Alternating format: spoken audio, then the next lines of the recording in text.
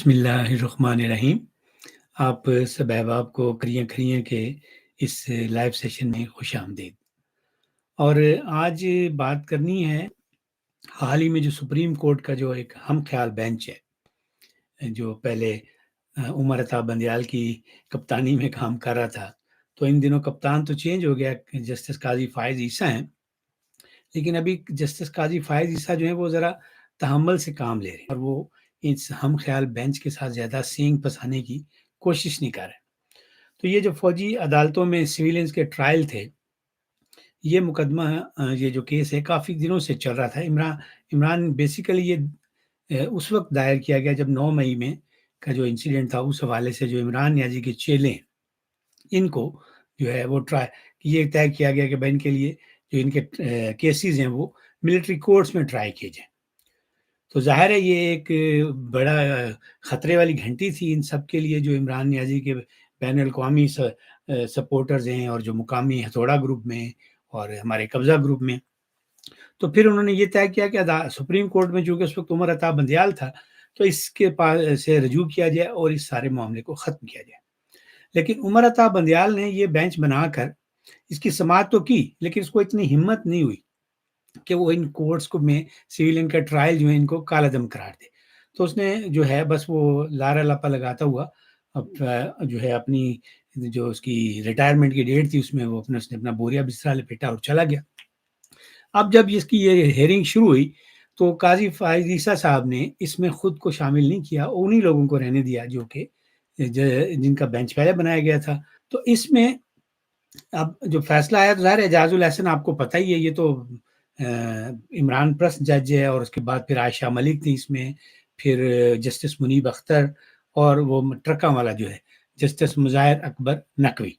تو یہ 4 ججز تو سیدھے سیدھے عمران ان کو آپ عمران ڈوز کہہ سکتے ہیں، وہ تھے، اور ایک جو تھے جسٹس یا آفریدی، وہ ان سے مختلف تھے، لیکن ظاہر ہے وہ 5 ججز میں 4 ایک طرف ہوں تو وہ کیا کر سکتے تھے۔ لیکن یہ معاملہ ایسا ہے کہ اس میں یا آفریدی صاحب کو بھی یہی فیصلہ دینا چاہیے تھا کہ بھئی جو ملٹری کورٹس ان میں سویلین کے ٹرائل نہیں ہونے چاہیے۔ یہ بہت ہی اچھی بات ہے، اس کی کبھی بھی اجازت نہیں ہونی چاہیے۔ کاش یہ جب ایوب خان نے یہ سلسلہ شروع کیا تھا تو اس وقت یہ ہماری عدالتیں جو ہیں یہ کھڑی ہوتی، لیکن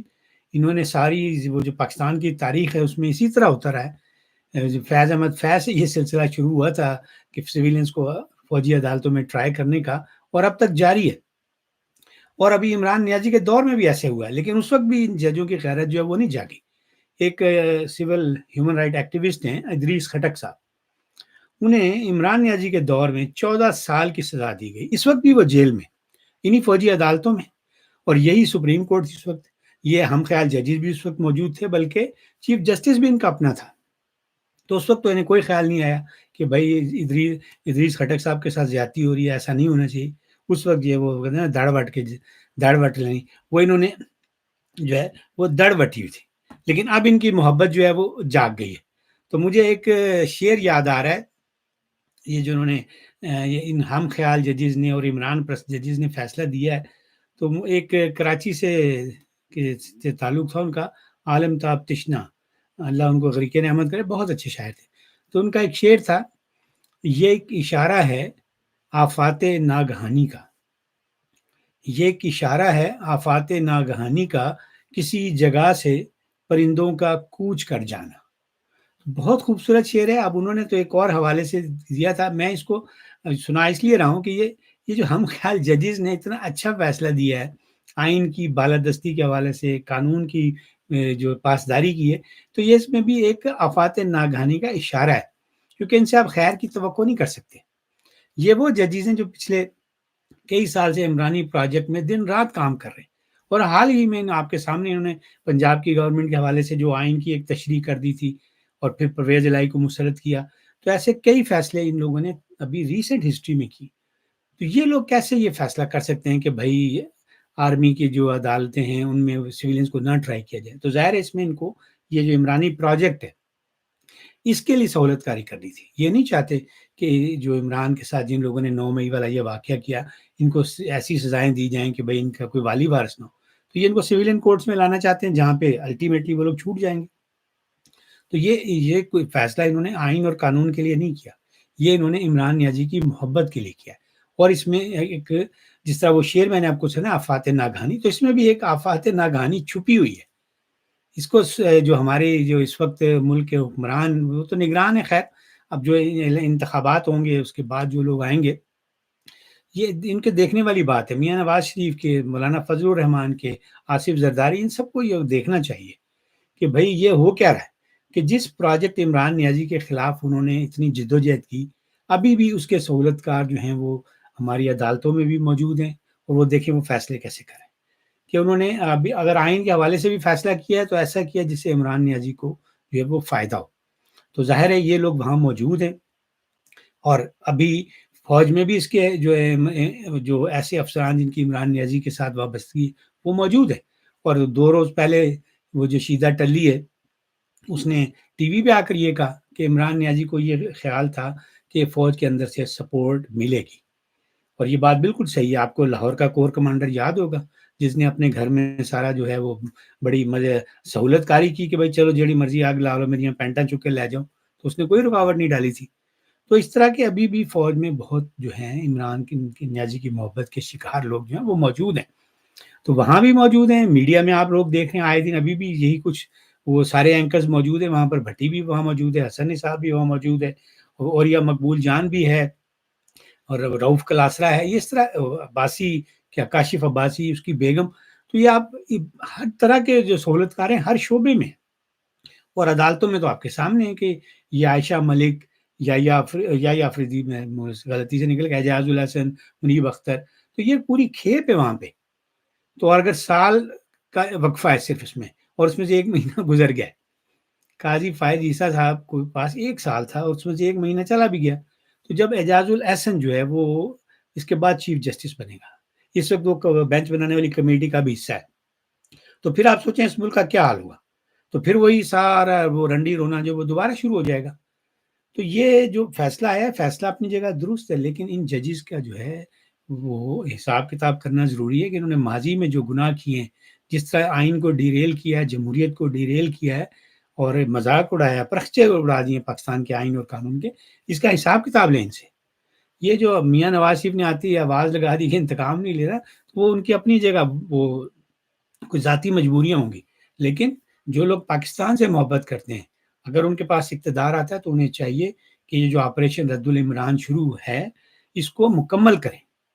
اسے جو ہے آپ عدالتوں میں بھی مکمل کریں، وہ جتنے جونیئر ججز آئے ہیں ان کو بھی واپس جہاں جہاں سے یہ آئے ہیں، انہیں جو آنے والی تھا وہاں پہ واپس بھیجیں۔ اسی طرح فوج میں جو ابھی مزید ایسے لوگ ہیں ان کو بھی وقت قبل از وقت جو ہے وہ ریٹائر کریں۔ باجوہ نے اپنی یہ جو ایک باجوہ ڈاکٹرائن تھا اس پر عمل کرنے کے لیے 400 سے زیادہ فوجی افسر جو تھے وہ بس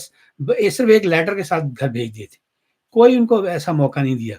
کہ پہلے ان پہ کوئی انکوائری ہوتی یا کچھ ہوتی۔ اس کا مطلب یہ ہے کہ آرمی چیف کے پاس جو ہے ان لمیٹڈ پاور ہوتی ہے، جس کو چاہے گھر بھیج دے۔ تو یہ جو عمران پرست وہاں پہ موجود ہیں ان کو نکالیں، اسی طرح عدالتوں میں جو موجود ہیں، جو میڈیا میں جو لوگ گند گھولتے رہے پچھلے 5-7 سال سے، ان کو ایک سائڈ پہ کریں، لیکن انہوں نے ان کو بھی وہیں بٹھایا ہوا۔ تو اس کا مطلب یہ ہوا کہ ابھی بھی وہ جو آفات ناگہانی میں نے یہاں سے بات شروع کی، اس کا خطرہ جو ہے اسی طرح موجود ہے۔ شیخ رشید والی بات میں پھر دوہرا دیتا ہوں کہ اندر سے سپورٹ جو تھی اور اب بھی ہے،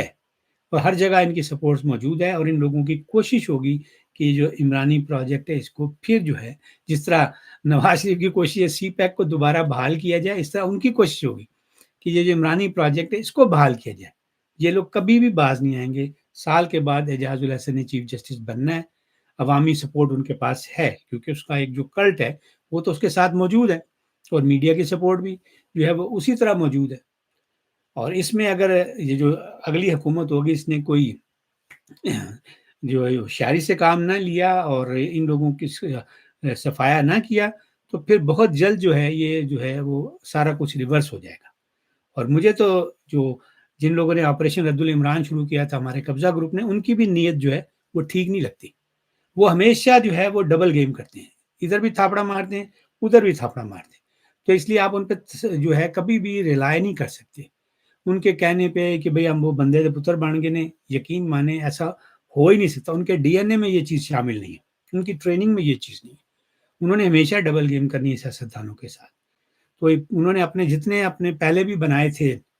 اس طرح کے سیاسی نمائندے جو ہوتے ہیں ان کو ایسٹ جن کو کہتے ہیں وہ ضائع نہیں کرتے. دیکھیں شیخ رشید کو انہوں نے چلے کے بعد واپس بھیج دیا, اس کو سزا نہیں دی. اسی طرح انہوں نے MQM بنائی تھی, وہ اسی طرح وہاں 2-3 گروپ بنا کے انہوں نے کراچی میں رکھی ہوئی ہے تاکہ کسی بھی جو باقاعدہ سیاسی جماعت ہے اس کو وہاں پہ ہولڈ نہ جو کرنے نہ دیا جائے, سیاسی جو ہے وہاں پہ تقسیم جاری رہے. MQM کو انہوں نے ختم نہیں کیا, حالانکہ یہ تشدد پرست گروہ تھا وہاں پہ, بوری مافیا, گولی مافیا, یہ سب کچھ انہوں نے کیا تھا اور فوجی سرپرستی میں یہ سب کچھ سیکھا انہوں نے, لیکن انہوں نے آج تک MQM کا خاتمہ نہیں کیا. اسی طرح عمران نیازی کا بھی یہ خاتمہ نہیں کر رہے. آپ دیکھ لیں اخباروں میں خبریں آ رہی ہیں کہ جیل میں بھی اس کو پوری سہولتیں, اٹک میں بھی اس کو جو دیسی بکرا اور دیسی مرغی اور دیسی گھی میں کھلائی جا رہی تھی, اب یہاں اڈیالہ میں بھی یہی صورتحال ہے. پہلے اس کا کمرے کی دیوار گرائی جس کو واقع کے لیے مشکل ہو رہی ہے. بھائی وہ قیدی ہے, نانی دے ویڑے نہیں آیا, اور پھر اس کے بعد اس کو جی وہ سائیکل چاہیے, اب اس کو سائیکل دے رہے ہیں. اور میں نے ایک خبر یہ بھی پڑھی تھی کہ بھائی جو سپرنٹینڈنٹ جیل ہے وہ باقاعدہ اس کو جو ہے خصوصی سہولیات دے رہا ہے. اب میں زیادہ اس کی وہ نہیں وضاحت کر سکتا کیا خصوصی سہولیات ہیں, لیکن کم از کم اس کے ساتھ عام قیدیوں والا سلوک نہیں کیا جا رہا, یا وہ سلوک نہیں ہو رہا جو کہ مریم نواز شریف اور نواز شریف کے ساتھ ہو رہا تھا. ان کے لیے تو انہوں نے بالکل ایک تاریک کمرے میں بند کر کے ان کو رکھتے تھے, کوئی اجازت نہیں ہوتی تھی کسی قسم کی, کوئی اتنی زیادہ ملاقاتوں کا بھی سلسلہ نہیں تھا. آپ کے سامنے نواز شریف نے جو اس کے ساتھ ہوا ہے وہ بیان کیا, مریم نواز شریف نے بتایا کہ کس طرح کیمرے لگائے ہوئے تھے اور کس طرح اس کو کھانا کس طرح وہ جو دیا جاتا تھا, چوہوں والی کے سے بچا ہوا جو کھانا ہوتا تھا, اس طرح کا گندا کھانا وہ اس کے سامنے رکھ دیتے تھے. تو ادھر جو ہے وہ سائیکلیں بھی دی جا رہی ہیں اور دیسی بکرے اور مرغیاں وہ کھلائی جا رہی. تو یہ ڈبل گیم جو ہے یہ جاری ہے. عدالتوں میں سہولت کار موجود ہیں, میڈیا میں اسی طرح وہ سارے عمرانڈوز اینکر جو ہیں وہ بیٹھے ہوئے ہیں, اور فوج میں بھی وہ موجود ہیں. تو پھر اس کا انجام جو ہے وہ خطرناک ہو سکتا ہے. اس لیے اب اگر موقع ملا ہے تو اس سے فائدہ اٹھائیں, اس آپریشن رد العمران کو مکمل کریں, ورنہ پھر بعد میں جو ہے نہ کہنا کہ ہمارے ساتھ جو ہے پھر زیادتی ہوگی اور پھر ایک بار پھر آپ ہوں اور سڑکیں ہوں اور وہی ووٹ کو عزت دو والے جو ہے نعرے جو ہیں وہ دوبارہ لگانے پڑ جائیں. اسی کے ساتھ اب میں لوں گا آپ سے اجازت, پھر انشاءاللہ آپ سے گپ شپ ہوگی. اس وقت تک کے لیے رب رکھا.